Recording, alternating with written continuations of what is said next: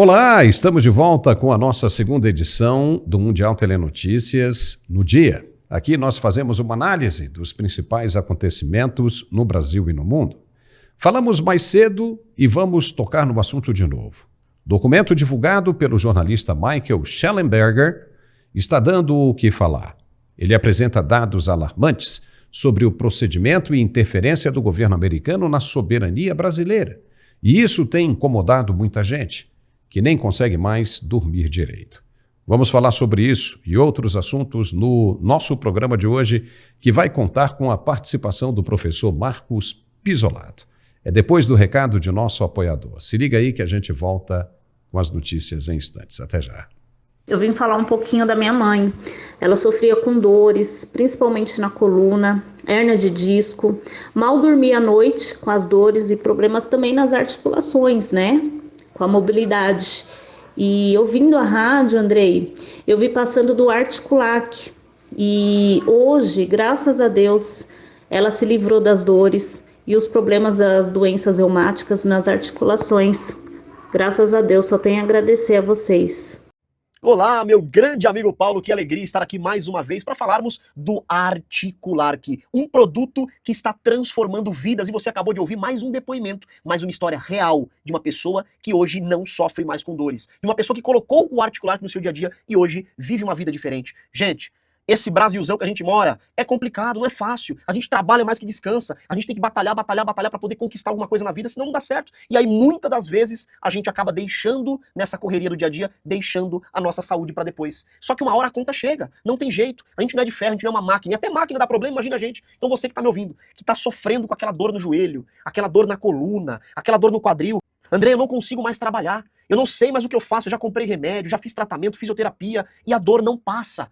O que eu faço? Gente, esse produto, o Articulark, ele é o único produto em solo nacional, é o único produto que consegue eliminar todas as dores a partir da primeira semana de uso. E não é um produto que você vai ter, eu vou testar para ver se dá. Não, aqui é certeza, aqui é coisa certa, é o que você precisa. É um produto honesto, é um produto que realmente vai dar aquilo que você está procurando, que é resultado e resultado rápido, porque quem tem dor tem pressa. Quem tem dor não quer esperar. Quem tem dor precisa de um produto que caiba dentro do orçamento e que dê resultado. Gente, eu comentei com vocês aqui e eu falo novamente, eu, Andrei, eu sou o diretor aqui da empresa, eu que fundei o produto, eu criei esse produto, e eu falo para você, eu sofri muito com o meu joelho esquerdo. Eu, por exemplo, tive uma condromalácia e uma artrose. Perdi 100% a cartilagem do meu joelho. Fiquei praticamente sem poder nem sequer levantar. Me afastei do trabalho na época. A única coisa que resolveu o meu problema, mesmo depois de morfina, de tramal, de codeína, a única coisa que resolveu foi quando eu fui numa clínica ortopédica e eu conversei com o ortopedista. Ele falou assim, Andrei, o seu caso ou é prótese ou você faz um tratamento com ácido hialurônico. Eu falei, doutor, não vou fazer cirurgia. Ele falou assim, então vamos fazer esse tratamento. Foi caro, não foi barato. Porque quem sabe, quem já aplicou sabe. Uma injeção de ácido hialurônico hoje você não encontra por menos de 3 mil reais. Eu tô falando uma de ótima qualidade, né? Uma que realmente vai te dar resultado. É no mínimo esse preço, uma injeção. Aí você me fala, Andrei, quantas injeções para dar resultado? Eu tive que aplicar 6 injeções. Mas eu falo, foi a melhor coisa que eu fiz na minha vida. Depois disso, acabou a dor, acabou meu sofrimento. Eu parei e pensei, eu falei, eu vou desenvolver um produto, eu vou criar um produto e vou colocar dentro da cápsula o mesmo ácido hialurônico. Só que além do ácido hialurônico, ele tem condroitina, ele tem magnésio, cúrcuma, vitamina D, cartilagem C2 e o principal de todos, que é o ácido hialurônico. O mesmo que é utilizado nas clínicas de ortopedia. Então, quando você tomar o Articulark, rapidamente esse ácido hialurônico ele será conduzido até onde está faltando a cartilagem, até onde está ressecado, até onde está batendo osso com osso, até onde falta lubrificação. Ele vai restaurar e é por isso que a dor desaparece. O remédio de farmácia, ele é até válido, mas ele vale ali por 2, 3 horas, no máximo um dia. No outro dia dói de novo, no outro dia tem que tomar remédio de novo. E o próprio ortopedista, ele olhou pra mim e falou assim, Andrei, remédio de farmácia, joga tudo que você comprou fora. Pode jogar fora que eu tô falando. Não vai te dar resultado. Daqui a pouco, de tanto remédio que você toma, você vai estar com um problema no fígado e no rim.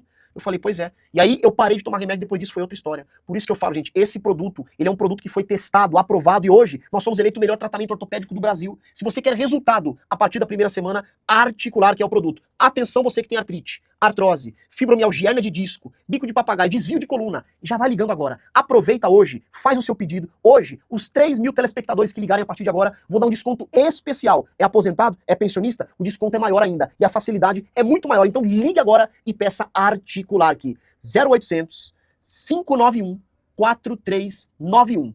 0800 591 4391. Vou repetir. 0800 591 4391. Ligação gratuita, o produto chega na sua casa já nos próximos dias. Uma semana de uso é o resultado que acontece. Tem pessoas que no segundo dia já falam, André, já acordei melhor, já tô bem, tô outra pessoa. É isso, é resultado rápido, é o que você precisa. Rapidez e um produto que cabe dentro do bolso. Então, ligue e peça Articular aqui. 0800 591 4391. E para quem ligar agora, ainda ganha de presente, olha só, 2 pomadas que são lançamento, pomada bálsamo dourado com mais de 10 bioativos, pomada gelo seco que tira inflamação e inchaço das pernas, e ainda recebe o nosso aparelho de massagem profissional. Tudo isso eu te entrego agora, e o pagamento só pro mês que vem. Então, gente, liga e peça Articular aqui. 0800 591 4391. 0800 591 4391, Paulo! Muito bem, já estamos de volta com o nosso programa de análises. O jornalista americano, o mesmo daquele Twitter Files Brasil, lembra dele? Michael Shellenberger, voltou a assustar muita gente no Brasil. Gente que tem muito o que perder. Quem não deve nada, não tem com o que se preocupar. Mas Shellenberger está divulgando um documento que conseguiu junto às autoridades americanas via o novo departamento DOGE, comandado por Elon Musk. DOGE, como muita gente já sabe, significa Department of Government Efficiency, ou simplesmente Departamento de Eficiência Governamental. E é justamente esse departamento que levantou as irregularidades que estão sendo denunciadas e que subsidiaram o documento apresentado, não oficialmente até agora, pelo jornalista Michael Shellenberger. É um documento que assusta pela riqueza de detalhes e notas de identificação e localização do conteúdo. Ele tem mais de 20 páginas e mostra quais agências governamentais agiram a mando da Casa Branca e do presidente Joe Biden. Se essas informações se confirmarem, aí, então, veremos o nível de banditismo que o governo anterior americano se meteu. Shellenberger cita agências importantes como CIA e FBI e a própria USAID. Nós vamos mostrar agora apenas o sumário do documento. Se você quiser conhecer na íntegra o que se está dizendo ali, nós vamos colocar o link na descrição deste programa. Você entra lá e lê o documento completo. No sumário, Shellenberger diz o seguinte, aspas, nos últimos anos, a Suprema Corte do Brasil tem tomado medidas cada vez mais drásticas para censurar conteúdo online. Embora pareçam operar de forma independente, o Supremo Tribunal Federal, o STF, e o Tribunal Superior Eleitoral, TSE, têm sido fortemente influenciados por organizações não governamentais, ONGs, financiadas pelo governo dos Estados Unidos. Além disso, diversas agências e autoridades americanas desempenharam um papel no incentivo e na facilitação da censura no Brasil. O Complexo Industrial da Censura do Brasil é uma grande rede de ONGs, verificadores de fatos e agentes estatais. Com frequência aparece acolher sugestões, treinamento e apoio financeiro do seu homólogo norte-americano. Ao apoiar a censura brasileira, o governo federal dos Estados Unidos e seus subsidiários envolveram-se em intervenções estrangeiras impróprias, visando especificamente eleições e políticas públicas. As entidades dos Estados Unidos envolvidas direta e indiretamente no complexo industrial de censura do Brasil incluem o Atlantic Council, o Congresso americano, o Federal Bureau of Investigation, o FBI, o National Endowment for Democracy, a National Science Foundation, o Departamento de Estado, a Agência dos Estados Unidos para o Desenvolvimento Internacional, USAID, a Casa Branca e outros. Tomadas em conjunto, as atividades das agências e grupos financiados pelo governo dos Estados Unidos apresentam uma campanha clara para interferir no processo democrático do Brasil. O governo dos Estados Unidos deve cessar o financiamento desta e de outras campanhas semelhantes a fim de respeitar a soberania nacional dos seus aliados e evitar minar a democracia fora de suas fronteiras. Fecha aspas. Uau! É muito sério isso, muito sério. E o interessante é que ele diz aí uma sugestão que está sendo acatada pelo governo americano, que é de suspender o financiamento para que esse financiamento ilegal não interfira na soberania dos países. Veja que legal. Não interfira na soberania dos países. Querer continuar com esse financiamento é não se importar com a intromissão na soberania. E aí, no caso do Brasil, em se tratando de verdade, como é que as pessoas que apoiam o governo ficam falando de soberania, defendendo a soberania do Brasil para cá, para lá, e apoiam a continuidade do repasse de recursos? Isso não pode acontecer. Isso, de novo, é muito sério. Como é que esses caras vão fazer uma denúncia dessa, o Schallenberg, o Elon Musk, Donald Trump, sem apresentar provas? Não tem como. Com toda certeza, eles devem ter em mãos, sim, documentos muito cabulosos para enchê-los de confiança, como estão demonstrando. Nesta quarta-feira, Elon Musk concedeu uma entrevista no escritório de Trump na Casa Branca. Ele estava falando com jornalistas americanos e Trump também estava presente, como se pode ver nesta foto. Quando Musk foi perguntado sobre a situação de interferência na soberania de países, inclusive o Brasil, o repórter, que nem era brasileiro, perguntou se era verdade mesmo isso. E Elon Musk disse: sim, é verdade. O governo americano interferiu nas eleições brasileiras. Oh, caramba! Isso é muito preocupante. Saiu em tudo quanto foi lugar. O jornal O Globo foi um dos que noticiaram isso. Veja que ele não disse espontaneamente. Ele não reuniu a imprensa na Casa Branca para falar de Brasil, de maneira alguma, muito pelo contrário. Ele estava falando sobre a situação em geral de corrupção e desvio de dinheiro. Ele disse, inclusive, que o governo americano iria falir se continuasse do mesmo jeito. Ia colapsar.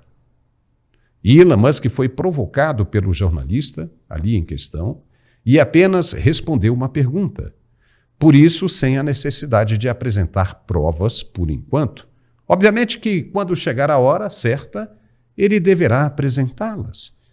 Então, ao falar isso na presença de Donald Trump, os dois se mostraram bem seguros quanto ao conteúdo que estava sendo abordado. O pau vai torar sim, e a ripa vai estalar nas costas de quem estiver envolvido nesse que já está sendo considerado o maior escândalo de todos os tempos. E o Congresso brasileiro já começou a agir também. O deputado federal Eduardo Bolsonaro estava em Washington nesse exato momento da foto de Elon Musk com Trump. Eduardo se encontrava com a deputada republicana Maria Elvira Salazar. Ela também se mostrou confiante e tranquilizou o deputado brasileiro sobre as novas revelações que prometem sacudir a República Brasileira. O caldo está engrossando e a temperatura subindo bastante. Só para ter uma ideia da proximidade de Elon Musk com Donald Trump, o dono da Starlink não sai da Casa Branca. Na manhã desta quinta-feira, 13 de fevereiro, Musk, junto com seus 3 filhos, saiu da residência oficial de Donald Trump e caminhou em direção a Blair House, onde se encontrou com o primeiro-ministro da Índia, Narendra Modi. 2 pessoas familiarizadas com os planos disseram que a entrada da Starlink no mercado sul-asiático pode ter sido um dos tópicos discutidos durante a reunião. A Starlink há muito deseja lançar os seus serviços na Índia e nos últimos meses tem enfrentado conflitos com a empresa do bilionário Mukesh Ambani sobre como o país deve conceder espectro para serviços de satélite. O governo indiano apoiou a posição de Musk de que o espectro deve ser atribuído e não leiloado, mas o pedido de licença da Starlink ainda está em análise. Essa foi a segunda vez nesta semana, apenas nesta semana, que Musk, recentemente nomeado chefe do Departamento de Eficiência Governamental, foi visto na residência presidencial na Casa Branca com um ou mais de seus filhos. O que você acha que isso representa? Daqui a pouco nós vamos voltar a comentar sobre isso e outros assuntos bem interessantes, mas antes, precisamos que você preste bem atenção no recado de nosso apoiador. É bem rapidinho e a gente volta em instantes. Até já. E é isso aí, querido Paulo e todos que nos acompanham aqui no Canal Mundial. É uma alegria estar aqui com você e vamos falar desse assunto. Você percebeu, Paulo, que muitas coisas vêm evoluindo, mas parece que falar da nossa vida íntima, da nossa vida sexual, ainda existe um tabu muito grande. E a gente vem aqui de forma consciente alertar todos, porque você ter uma vida sexual ativa é sinal de saúde, é sinal de bem-estar. E principalmente, Paulo, no caso do homem, devido a estresse, ansiedade, insônia, alcoolismo, tabagismo, tudo isso afeta os níveis de testosterona. E se prejudica a testosterona, vai impactar onde? Na vida íntima, na vida sexual do homem. Porque a testosterona, Paulo, é o hormônio sexual do homem, é o hormônio da força, do vigor e da vitalidade. Então, quando impacta e mexe com a nossa testosterona, causa problemas na hora da relação, como disfunção erétil e ejaculação precoce. Principalmente, meu amigo, você que sofre com a diabetes. O que eu vou falar agora aqui é muito sério. A diabetes hoje é a doença que mais causa impotência no mundo. Você que tem diabetes sabe o que eu vou te falar. A diabetes, ela interrompe o fluxo sanguíneo, não deixando chegar às extremidades do corpo. E aonde não há sangue, não há vida. Aonde o sangue não circula, não há ereção. Então, quem tem diabetes, Paulo, tem muita dificuldade em ter uma ereção rígida e de maneira satisfatória. Eu te apresento Max Viril. É para você que tem e para você que não tem diabetes. Ele vai ajudar o equilíbrio da testosterona, vai aumentar o seu fluxo sanguíneo e você terá níveis de ereção durante o dia e durante a noite. Você tomando um Max Viril 30 minutos antes da sua relação, como eu tomo, você terá níveis de ereção, aquela ereção rígida e de maneira satisfatória. Basta tomar 30 minutos antes da relação a cada 3 dias. Não precisa tomar todos os dias. A cada 3 dias você vai tomar 30 minutos antes da relação, vai ter aquela ereção rígida, vai namorar com mais confiança, com mais segurança e vai melhorar a autoestima. E um último recado, porque a gente se preocupa com a sua saúde. Você, meu amigo, não abuse desses remédios de farmácia, que a longo prazo vai prejudicar o seu coração e a sua pressão. Max Viril é 100% natural e te dá uma performance extraordinária e você vai se satisfazer e satisfazer a sua companheira na hora da relação. Por isso,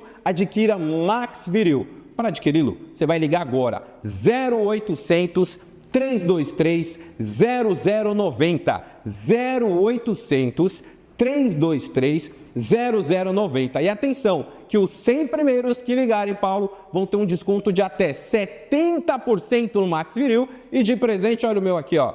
Vai ganhar um smartwatch, tá? Que vai marcar o quê? Sua caloria, seus batimentos cardíacos. É para cuidar da saúde. Liga 0800 323 0090 0800 323 0090 para colocar tudo para cima, para ter mais confiança, segurança e não falhar na hora H. É Max Viril, Paulo! Muito bem, já estamos de volta com mais um segmento de análises do dia aqui no Mundial Telenotícias. A gente garante que queria estar por aqui só dando notícias boas, falando coisas boas.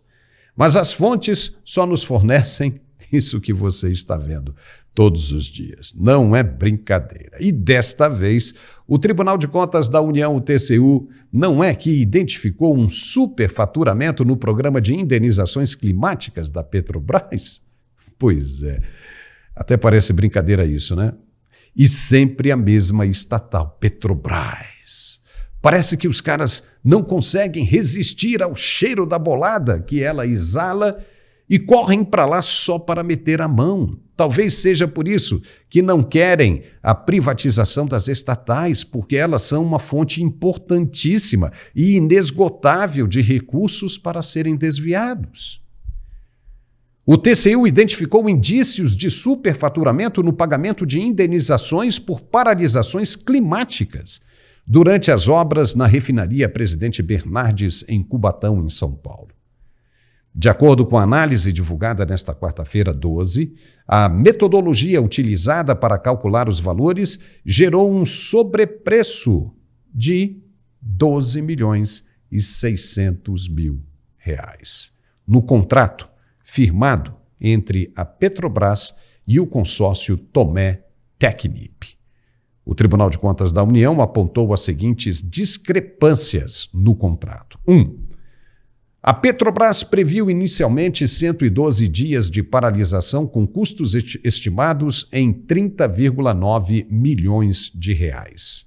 2. Período real de paralisação foi de 49,7 dias, mas os pagamentos totalizaram 31 milhões e 600 mil. O custo diário indenizado foi de 130% superior ao valor inicial calculado. 130%, onde é que já se viu isso? E a metodologia utilizada serviu demonstrativo de formação de preços, o DFP, da Petrobras, modelo que já havia sido considerado inadequado pelo próprio TCU no acórdão de 2007 de 2017. E adivinha o quê? Foi tudo armado aonde? No governo do PT. E depois dizem que a gente que está falando mal dos caras, né, Pisolato? Pisolato, você nos acompanha no programa de hoje, é sempre um prazer tê-lo aqui conosco. Um forte abraço, seja muito bem-vindo. Como é que você está vendo mais essa denúncia aí envolvendo, né, um governo de um partido como esse? É com você. Olá, Paulo, saudações à nossa audiência. Olha, eu, você e toda a nossa audiência e muitos outros brasileiros estão tendo aquela sensação de sonho ruim que se repete, aquele pesadelo, né? E mais uma vez eu vou falar, nós avisamos. Não há nada de novo nisso. Para quem não lembra, é só recorrer aí à antiga investigação da Lava Jato, agora totalmente desmontada, que investigou o caso do Petrolão. Era exatamente isso que acontecia. As empreiteiras superfaturavam as obras, uma parte ia para o próprio partido PT e outra parte, inclusive, pessoalmente para o Lula. Então, o que a gente está vendo aqui é uma coisa... Já é estranho você falar que o governo brasileiro, o Petrobras, teve que pagar porque estava chovendo na obra, então você pagou aí 30 milhões de reais de aditivo. Eu estava lendo alguns aditivos desse acórdão com essa empresa, que é uma empresa franco-brasileira, né, a Tomé Tecnip. A Tomé é a brasileira, a Tecnip é a francesa. A Petrobras chegou a pagar, além desses absurdos, 130% a mais do que seria o acordado, que já é estranho, né? Você pagar por uma construtora porque choveu e atrasou a obra. Mas tudo bem, o acordo foi lá feito. Mas tem um outro pagamento nesse acordo com essa empresa de 29,5 milhões para uma cobertura insuflável. Sério isso? Sim, a Petrobras pagou 29 milhões de reais para uma barraca para colocar em cima da obra para evitar que a chuva pudesse prejudicar. Então, se o TCU cavar um pouquinho, eu tenho certeza que vai aparecer mais coisas aí. E a gente já pode, de novo, hipoteticamente, supor o que deve ter acontecido com esse dinheiro, né? A empreiteira fica com uma parte, outra parte vai para alguém.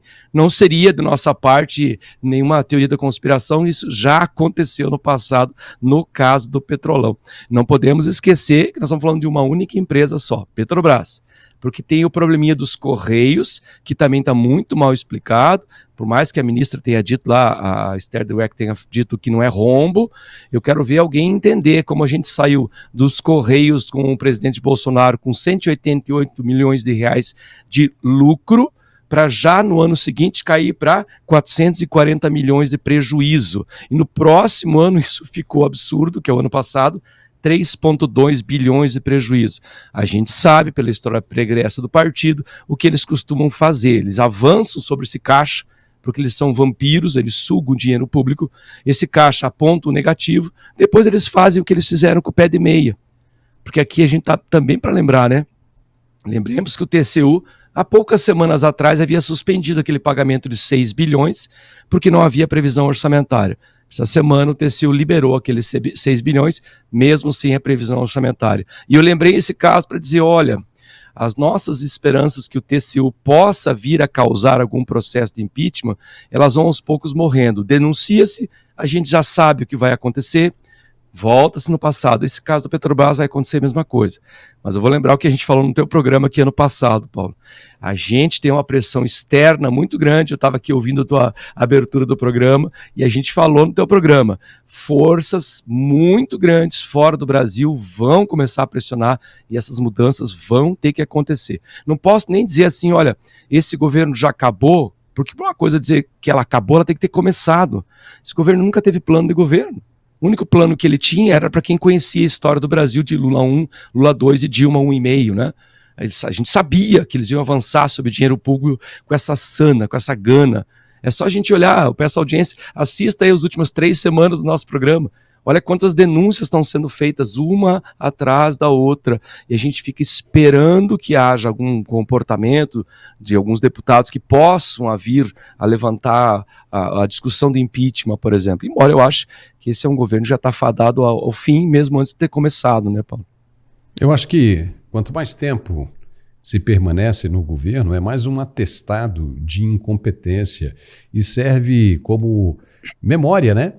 Registro de memória histórica para que os brasileiros que estão vendo não esqueçam. Especialmente a juventude, né, Paulo? Principalmente a juventude, porque se há um impeachment agora, né, ironicamente, né, dizendo, as pessoas vão esquecer daqui até as eleições de 2026, porque se a imprensa já não fala, a imprensa consociada já não fala aberta, só nós, a imprensa digital, né, a imprensa alternativa é que trata dos assuntos, né, como eles realmente são, sem os anabolizantes, né, ou seja, extremamente naturais. Mas se some tudo isso aí, e se ninguém fala do assunto, até 2026 todo mundo esquece. Todo mundo esquece.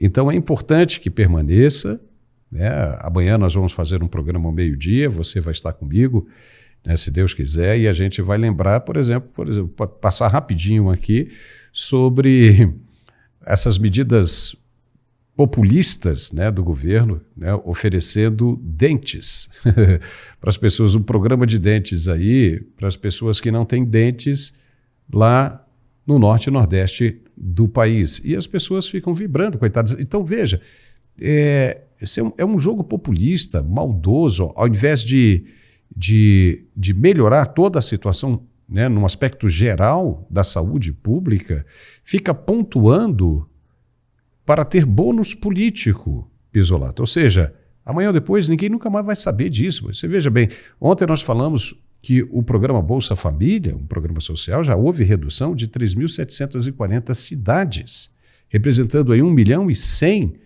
famílias ou beneficiários que deixam de ganhar, de fazer parte desse programa, por várias razões.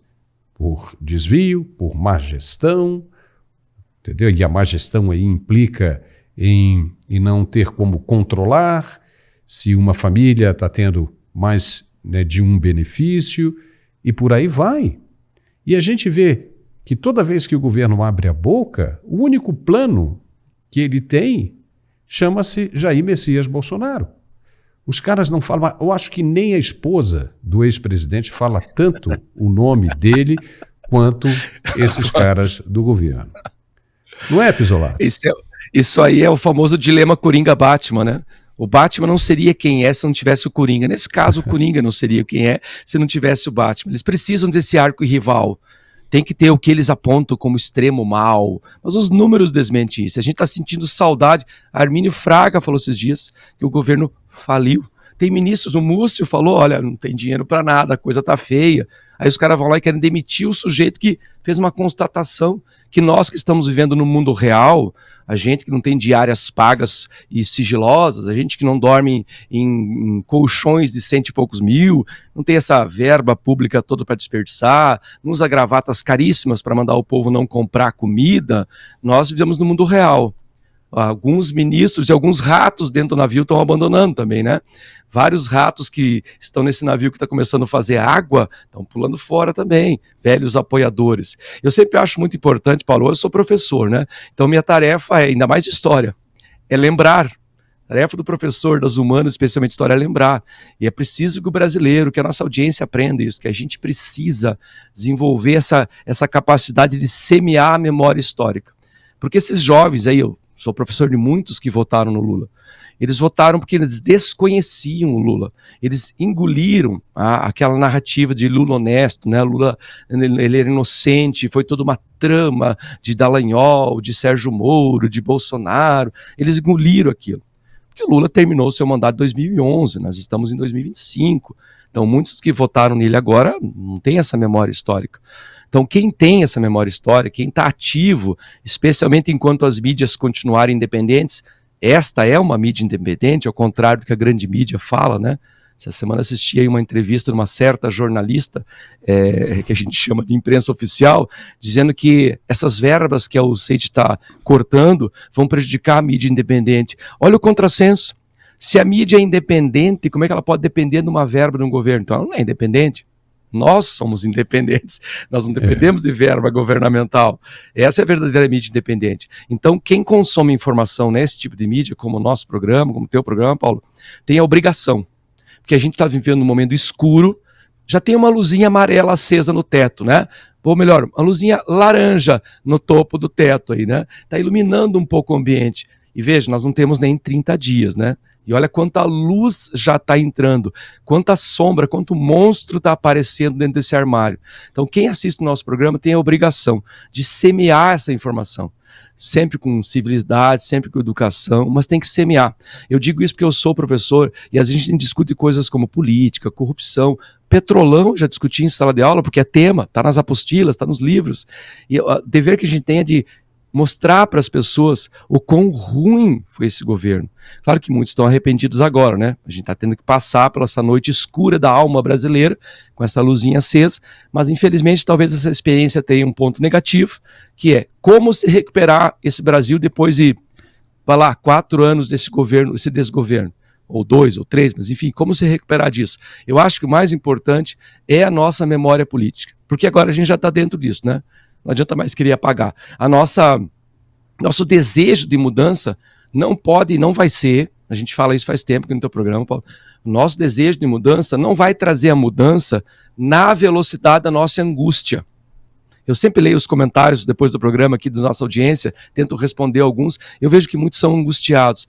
Tem que ter paciência, tem que ter calma, porque esse cavalo caramelo em cima do telhado, a gente não sabe muito bem como foi parar lá, né? Porque a gente não pode falar sobre como esse cavalo foi parar lá, embora o Elon Musk e todos os relatórios estão mostrando como esse cavalo foi parar lá, as nossas caixinhas mágicas, de fato, elas fizeram muita mágica, ao que tudo indica, a gente tem que ter a paciência que essas mudanças virão. Se a gente pensar, Paulo, 22 dias de governo Trump, olha como o mundo está mudando em apenas 22 dias. Basta ter paciência, calma, que essas coisas vão vir, vão mudar. Eu fico me perguntando uma coisa, né? Como é que as pessoas... porque isso é objeto de estudo, né, Pisolato? Nós estudamos sobre isso em algum momento na psicologia da comunicação, na sociologia da comunicação. Esse comportamento social, ele tem uma explicação, né? As pessoas pedem, né, um governante assim porque se identificam com ele. Né? As pessoas em Brasília, no Distrito Federal, havia um governador, Joaquim Roriz. Ele era do povão, né? Então falava errado pra caramba, não falava uma palavra certa, mas o povão amava. Foi ele que distribuiu terras para todo mundo. E ele tinha as complicações dele, né? Ou seja, políticas. Muitos escândalos estouraram e tudo mais, mas mesmo assim as pessoas votavam nele. E eu cheguei inúmeras vezes a ouvir a pessoa falando: eu voto nele porque ele é gente como a gente, como se isso fosse solucionar o problema.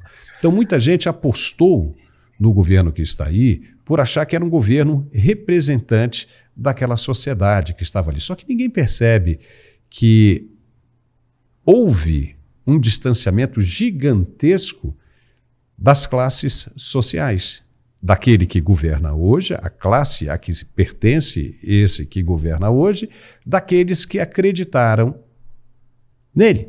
Ou seja, aqueles continuam cada vez mais pobres e aquele que eles colocaram lá para resolver o problema deles continua subindo, ou seja, está ficando cada vez mais rico. Se dá entrevistas usando gravatas de grife Caríssimas. famosa, caríssimas e coisa e tal. Então aí a gente se pergunta, o orçamento da União é mais de 5 trilhões, chega a ser, né, a cerca de 5 trilhões de reais. Então como é que você, imagine se você tivesse, né, as suas finanças, você que é um homem rico, né, já está beirando até o seu primeiro trilhão de reais, né? Eu e Elon Musk estamos ali. Né? A quem você colocaria para gerir os seus recursos? Jamais você um homem confiaria? de palavras, um homem de ação. Né? Você confiaria no governo que está aí? Em toda essa equipe Jamais. de governo que está aí? Claro que não. Então por que as pessoas acham que o que está aí vai conseguir resolver os problemas do país sentando num orçamento de trilhões de reais? Isso necessita muito conhecimento, viu, Pisolato? Muita experiência, muita formação específica. Tanto é que o ex-presidente Jair Bolsonaro não colocava a mão nisso aí. Quem cuidava disso era Paulo Guedes, um economista tarimbado pra caramba, experiente, e que resolveu o problema. E foi o ministro que permaneceu do início até o fim do governo. Era o cara. Talvez fosse a hora do governo atual fazer um convite para Paulo Guedes. E aí, topa? Volta para cá para ajudar a gente. Não seria feio, porque o Brasil precisa agora de uma solução. E não há, Pisolato. Não há solução. Você vê, a previsão de inflação é só subida. Só subida. O presidente teve que elogiar o Gabriel Galípolo porque foi indicação dele. Vai dizer o quê? Pô, o cara não sabe nada? E sabe muito. E ele mesmo está segurando a taxa de juros lá em cima, porque sabe que se baixar, o governo vai ser mais destruído mais rapidamente. E aí? Mas cortar os gastos é uma coisa tão simples, cara. Tão simples. Qualquer um. Sua avó, a minha avó, que já faleceu, que Deus a tenha em bom lugar, poderia apresentar um programa de economia mais resultante, ou seja, mais positivo do que o que está aí. Por quê? Porque a primeira coisa que você vai fazer é cortar gastos. É o básico, é o simples. O Javier Milei saiu cortando tudo na Argentina e está dando resultado. Por que aqui não pode ser feito assim? Os caras já tiveram 14 anos no poder para tentar provar essa teoria deles e não conseguiram. E agora estão insistindo de novo e tem um monte de gente aí dizendo: ah, não, vocês sofreram lavagem cerebral. O governo do PT vai resolver. Vai, é sempre no futuro. Vai.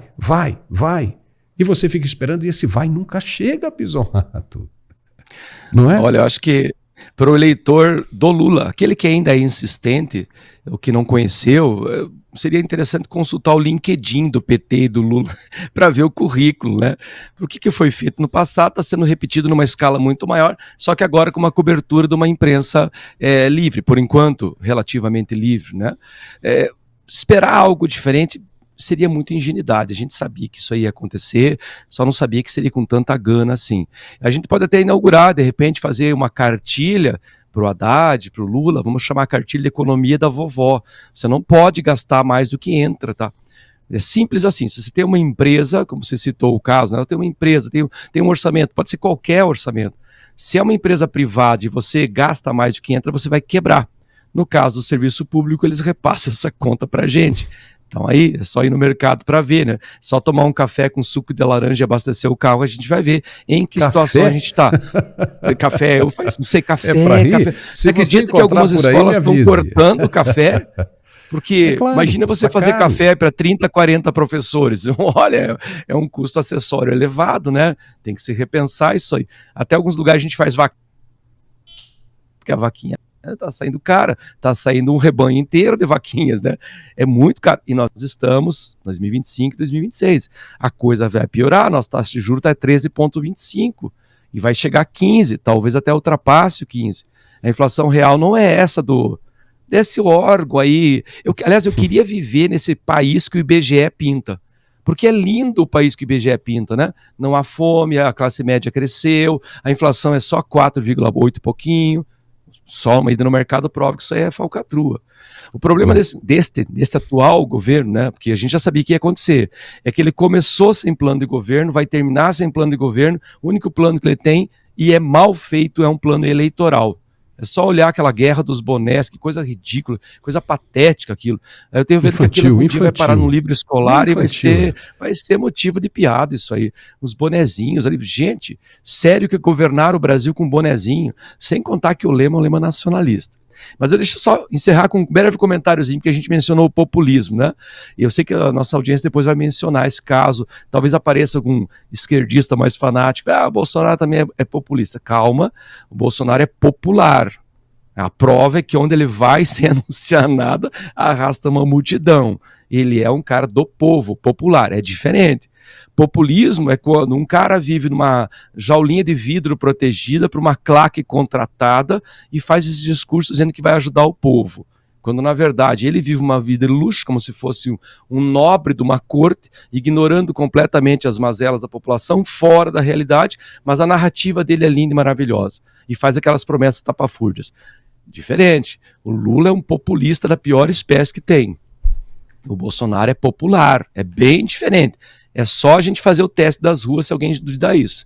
Coloca as duas personalidades na rua e vamos ver o que acontece. Não, aí é perder de 7-0, não é nem de 7-1, né? De 7-0, né? Vai lembrar. Agora, não, a Gleisi Hoffmann vai estar lá. Vai dar 7-1. Agora, veja, nós estamos aqui para que ninguém fique falando, né, um monte de outras coisas. Se o governo estivesse fazendo as coisas boas, por exemplo, se estivesse cortando ministérios, a gente estaria aqui falando coisa boa, acertou. Por exemplo, essa semana eu discordei de uma das coisas que acabaram virando meme no Brasil. E vou explicar por que eu discordei. Foi quando o presidente disse o seguinte: está caro, não compra. Muita gente, né, fez chacota disso e tudo mais, mas no fundo, ele tem uma certa razão. Você sabe por quê? Vou te dar um exemplo. Nos Estados Unidos, você sabe quanto custa um carro elétrico da Tesla, que chega a fazer 550 quilômetros com uma carga? Olha a autonomia desse carro. Quanto você acha que esse carro custaria no Brasil? Né? Mesmo se a moeda aqui fosse nacional, em reais. Porque você não pode fazer a conversão, porque lá o cara ganha em dólar e gasta em dólar. Aqui você ganha em real e gasta em real. Sabe quanto que o cara desembolsa para ter um carro desse nos Estados Unidos? E é lindo o carro. $30 mil. $30 mil. Então veja, você consegue imaginar algum carro no Brasil custando zero, nessa linha, custando $30 mil? E por que ele custa $30 mil? $30 mil. Porque se você aumenta $5 mil, aí 35 não vende. O cara não compra. Você ir num supermercado aqui e encontrar o quilo do abacate a R$20, o quilo do abacate. Se você diz o seguinte: eu não vou comprar esse abacate, vai acontecer como acontece nos Estados Unidos. O dono do supermercado vai ter que baixar aquele preço ali, porque ele não está comprando naquele valor. Ok? Ele comprou do produtor por um valor muito menor, e ali ele acrescentou, né, dentro das devidas proporções, né, porque ele tem aluguel de estabelecimento, energia elétrica, empregados, essas coisas todas, e ainda tem que acrescentar a margem de lucro dele. Só que os caras exageram. Então, se está muito alto, realmente faz sentido, você não compra. Deixa aquilo ali, vai apodrecer. Ele pode resistir, mas vai chegar um momento que ele vai ter que baixar o preço daquilo ali. Veja, uma coisa é esse lado e outra coisa é o lado do governo. O governo também tem que fazer o lado dele. Tem que dar exemplos, tem que cortar os gastos. Só pensa em arrecadar? Por que o governo pensa em arrecadar? Arrecadar impostos para cobrir os gastos. Porque quer gastar demais. Porque parece que é aquela história, opa, vai acabar, vamos meter a mão aqui no máximo possível. Vamos aumentar tudo. Quando tiver muita grana aqui, a gente vai jogando para cá, para esses custos, né, ministeriais, porque ali é uma fonte de gastança inesgotável, né, Pizzolato? Porque se você cria um orçamento, você tem que criar o orçamento do ministério. Porque você botar um cara ali para atender a desejo de partido, só isso não resolve. cara não vai ter autonomia para absolutamente nada, o cara quer fazer parte do governo. O partido quer fazer parte do governo, quer orçamento. E para você ter um orçamento, você tem outros custos também, energia, pessoal, gasolina, comida e o escambau. Entendeu? Então, do ponto de vista disso, dos alimentos, se tiver caro e tiver condições de não comprar, realmente não se deve comprar. Nos Estados Unidos, cara, você não encontra nada. Você sabe, ainda nesse mesmo carro, se você decide fazer um leasing dele, ou seja, que é você ter o carro e pagando mensalmente por esse carro, né? Uma pessoa acabou de chegar lá, me tirou uma foto, me mandou, eu falei, não acredito. $229 por mês, você vai pagando aquilo ali. Me diga se você tem alguma prestação de carro zero no Brasil custando R$229. Não tem. E por quê que isso sai lá? Ou seja, você tem aqui o acúmulo dos impostos, né? Você paga aqui, né? Só o IPI desse negócio já vai lá para cima, eleva ali a carga de impostos a mais de 55%. Então, veja, o governo tinha que trabalhar isso aí. Mas, além disso, ainda tem a margem de lucro. A gente tem a margem de lucro do comerciante. Se você falar, eu não vou cobrar, ele vai baixar. Era assim no passado. Dependia, por exemplo, na semana passada o preço era 1. Então, por que não volta a ser o preço que estava na semana passada? O saquinho de café está um absurdo. Você falou agora no café, e a gente brincou no outro dia, café a cavalo, né? Que é muita água e pocopó. É o que está rolando. Mas fora isso, então veja, a gente tem que ser justo, a gente mostra. E se o governo está fazendo coisas erradas, a gente vai mostrar aqui. Como, por exemplo, essa é a questão da Petrobras, Pisolato. Esse caso aí das compras que ele citou, da gente não fazer a compra, eu concordo contigo que, claro, que óbvio, se as pessoas deixassem de consumir algo, a tendência é que ou esse preço ou essa mercadoria faltasse ou o preço caísse. A questão é que o governo enxerga isso como sendo o único responsável pelo preço. Por exemplo, o caso do café, né? O café, sim, tem o caso das estiagens em Minas Gerais, que encareceu a produção, e o mercado externo que é mais atrativo. Isso pode acontecer. É nesse momento que entra o governo. É que entra a governança. Olha, tivemos uma estiagem, tivemos o mercado atrativo estrangeiro, vai para exportação, então o governo tem que agir. Aí entra a questão fiscal e economia, como se fosse uma grande teia de aranha, com vários nozinhos, né? Você puxa um nozinho, a teia inteira vibra. A gente não pode simplificar, como foi o caso do Lula, ele simplificou. É só não comprar. Não é só não comprar. O papel do governo, até falar isso, tem uma coisa que eu achei que ele tinha aprendido, né? Quando ele fala as coisas, isso impacta a economia. Parece que ele não aprendeu. O Sidônio, o Palmeira, lá o novo marqueteiro dele, acho que no fundo o Sidônio deve ficar arrancando os cabelos. Ah, meu Deus, falou de novo, né? Porque tem certas coisas que a própria fala do presidente impacta a economia. O mercado ele é volúvel em algumas coisas, né?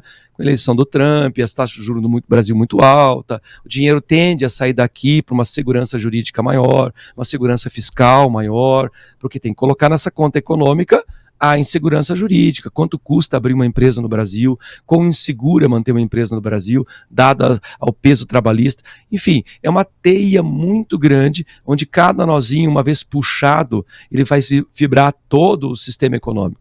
Não pode simplificar dizendo que é apenas, né, a compra no mercado. Eu concordo contigo, eu já fiz experiências, inclusive laboratoriais, praticamente, pesquisas científicas, para provar essa relação entre a produção no campo e a chegada no mercado. Por exemplo, uma coisa que o produtor, o pé de alface, nos bons tempos, né, o pé de alface para o produtor era pago ao produtor 10 centavos. Isso há uns anos atrás. Chegava no mercado a R$2, e o produtor levava o produto até o mercado. Ou seja, nem o transporte tinha, 10 centavos, R$2. E tem mais, né? Pelas regras novas, se o produto não for vendido, o próprio produtor tem que recolher do mercado, a hortifruti granjeiros, né? Então, veja, o mercado colocava um preço em cima muito elevado. E aí o que a gente via? Uma guerra entre os mercados, o preço começava a cair, 1,50, 1,80. Claro, isso estou falando lá da época do Bolsonaro, onde havia uma segurança fiscal, onde havia uma segurança jurídica. As pessoas até confiavam mais economicamente no governo. No ponto que a gente está hoje, a gente está quase chegando, se é que já não chegou, tá? Um ponto em que o governo não vai mais ter energia para se mover, que foi o que o Múcio andou falando, né? Está numa situação em que esse mastodonte governamental não tem energia necessária nem para ele se mover. Os Correios estão atrasando o salário. Imagina atrasar salário do funcionalismo público. Boa parte dos eleitores de Lula são funcionários públicos, porque pensam nessas benesses, desses benefícios. A não privatização dos Correios veio daí, né? A ideia que os Correios pudessem substituir empresas de transporte, por exemplo, vem dessa ideia populista dele. Tornar o Correio, como era na época do Bolsonaro, ele era lucrativo. É um tipo de política que o PT adota, que ela faz com que a máquina acabe parando. O medo é que o motor vá fundir às vésperas de uma eleição e esses números tenham que ser disfarçados, como provavelmente já devem estar sendo, né? Só lembrar do pé de meia, esse caso da Petrobras. Então o meu temor é que a gente tenha que viver para frente coisas piores do que estão para trás, porque as previsões são essas. Não sou eu falando, é Bradesco falando, grandes economistas como Armínio Fraga, ministros do próprio atual governo mencionando essa aparente imobilidade que o governo começa a ter. Porque se você saqueia o dinheiro do Estado, vai começar a faltar dinheiro, como já está faltando, para vacina, para saúde, para comprar vacina nova, não só queimar as vencidas, para dar socorro aos Yanomamis, para fazer um correio funcionar e pagar o salário do funcionalismo público. Aí a gente vai começar a ouvir falar de greves novamente, porque funcionário público sem salário, greve, aí paralisa serviço público.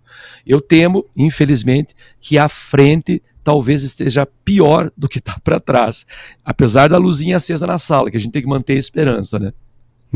É isso aí. Só para lembrar que esse exemplo que eu citei aqui só serve exatamente como você está falando, viu, Pizzolato? Se o governo der o exemplo. Imagine se fosse na Argentina. O próprio mercado já vai tomar a iniciativa. O cara vai falar, não vou comprar porque está caro. Prefiro comprar esse outro aqui, ou então eu prefiro me manter com o meu básico aqui do que gastar nisso aí que você está oferecendo. Por quê? Porque o governo é um governo austero, um governo com credibilidade. Agora um governo que só quer gastar e não quer que você gaste. Que moral o governo tem para pedir para que você não gaste? Não gaste o que não tem, ainda por cima. O governo é o que mais gasta. Não tem moral nenhuma, né? Não tem moral nenhuma.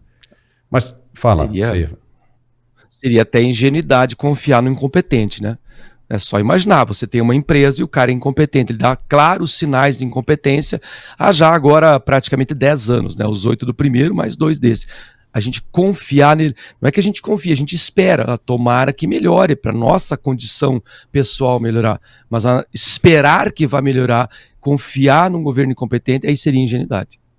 Não, e você acreditar que 2 anos de Temer e 4 anos de Bolsonaro destruíram o país, o Brasil. Os números desmentem, disseram, né? Não faz o menor cabimento, né? Não faz o menor cabimento. Você dizer que pegou o Brasil destruído, e aquilo que a gente viu de 57 bilhões de reais de superávit nas contas do governo para todo mundo checar, para quem quisesse, estava ali, entendeu? Todo mundo se dando bem, Então, quer dizer, esse tipo de coisa não cola mais. E os caras agora estão em franca decadência. É uma bola de ferro pesadíssima que rola ladeira abaixo rumo a 2026. Mas, Pizzolato, chegamos ao final do nosso programa, não temos mais tempo, é sempre um bate-papo, quando a gente conversa com você, o tempo corre. Obrigado, tá? E eu espero contar contigo nesta sexta-feira no nosso programa do meio-dia. Até lá, viu? Obrigado, Paulo, um abraço para nossa audiência e até amanhã. Tchau, tchau. E nós também ficamos por aqui. Muitíssimo obrigado pela sua companhia. Se inscreva em nosso canal se ainda não for inscrito e a gente se vê amanhã, ao meio-dia, se Deus quiser. Forte abraço e até lá.